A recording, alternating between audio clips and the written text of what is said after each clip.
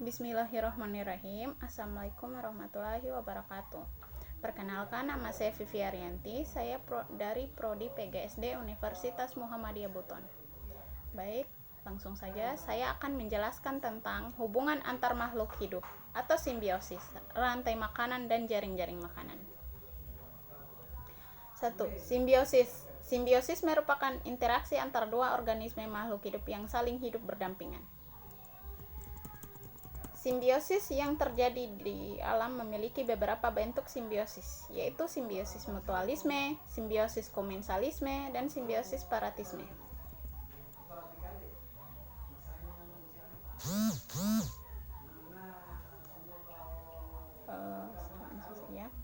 Hubungan antara simbiosis dan jaring-jaring makanan saling berkaitan, yaitu simbiosis berperan dalam membantu antar suatu organisme makhluk hidup dalam memperoleh makanannya dengan saling interaksi yang terjadi oleh antar makhluk hidup.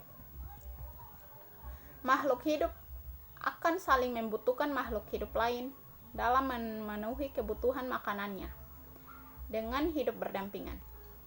Proses makan dan dimakan oleh makhluk hidup akan terjadi jika terpenuhinya kebutuhan bahan makanan dari makhluk hidup lain dalam suatu ekosistem alami.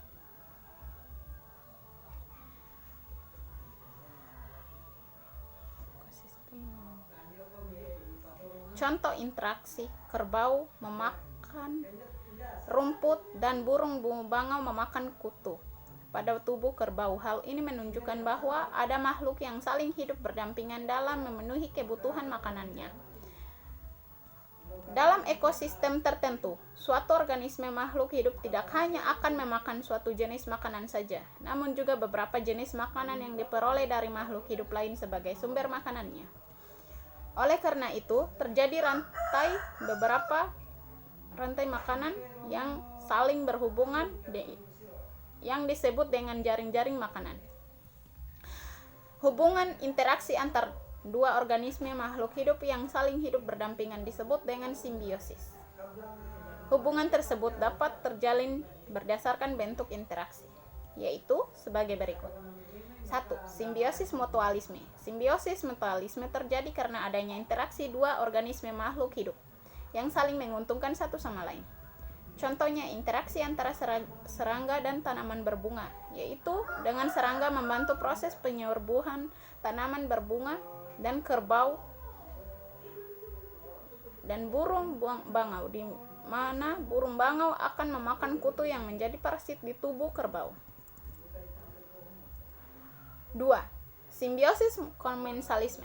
Simbiosis komensalisme terjadi karena adanya interaksi dua organisme makhluk hidup yang akan menguntungkan salah satu pihak, namun pihak makhluk hidup lain tidak merasa dirugikan. Contohnya, interaksi ikan remora dan ikan hiu. Ikan remora akan memakan sisa-sisa makanan yang menyangkut di tubuh ikan hiu, sedangkan ikan hiu tidak merasa dirugikan. 3. Simbiosis paratisme.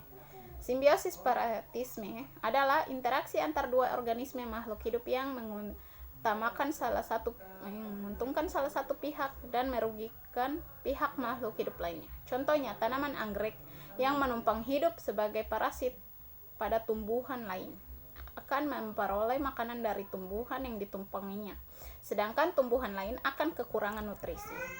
4. Simbiosis amensalisme dan antagonisme. Simbiosis amensalisme dan antagonisme merupakan interaksi dua organisme makhluk hidup yang akan merugikan salah satu pihak, namun pihak makhluk hidup lain tidak terpengaruh akan atau tidak merasa dirugikan. Rantai makanan merupakan proses makan dan dimakan pada serangkaian organisme dengan urutan tertentu. Setiap makhluk hidup membutuhkan suatu energi untuk hidup. Makhluk hidup mendapatkan energi dari suatu makanan yang mereka makan, dan semua makhluk hidup mendapatkan energi dari makanan. Rantai makanan menjadi jalur masuk aliran energi bagi makhluk hidup. Energi tersebut berasal dari matahari yang diubah oleh organisme autotrof atau pembuat makanan, seperti tumbuhan menjadi energi kimia atau dalam batang buah, daun, dan lain-lain. Sementara itu, organisme heterotrof atau tak mampu membuat makanan sendiri memperoleh energi dengan memakan organisme eutrof.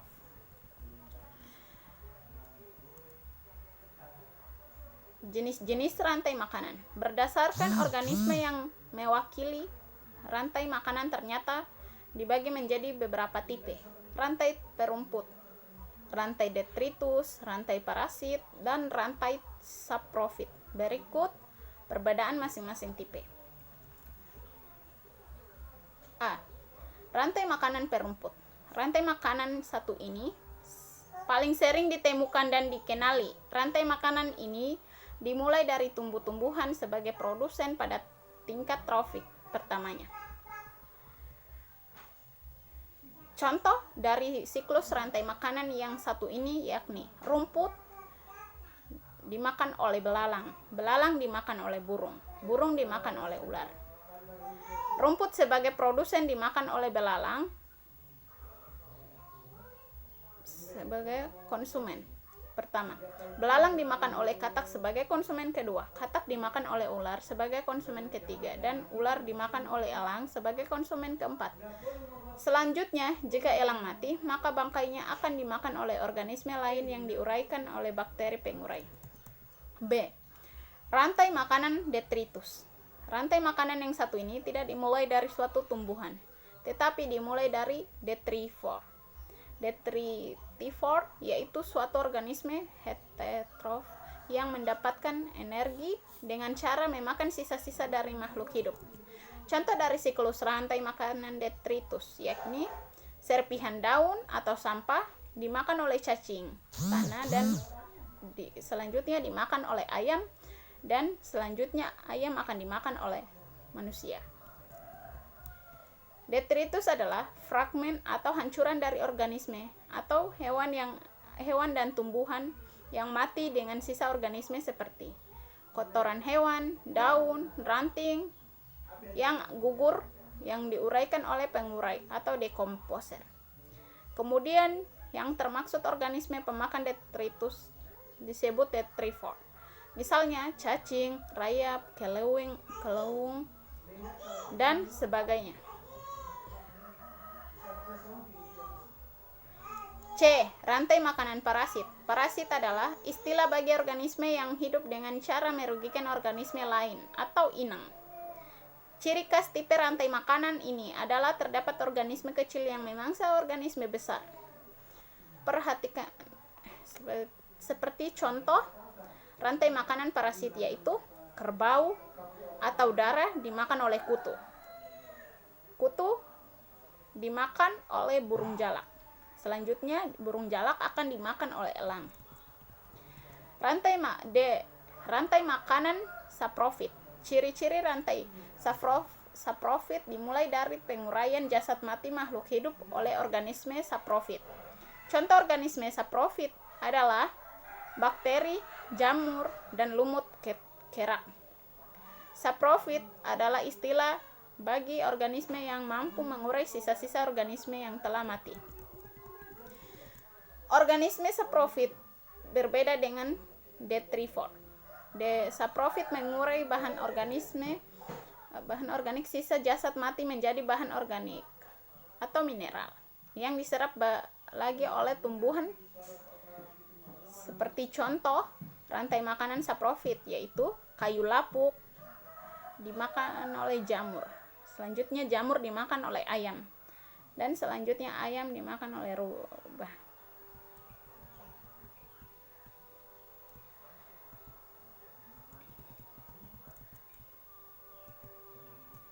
Dan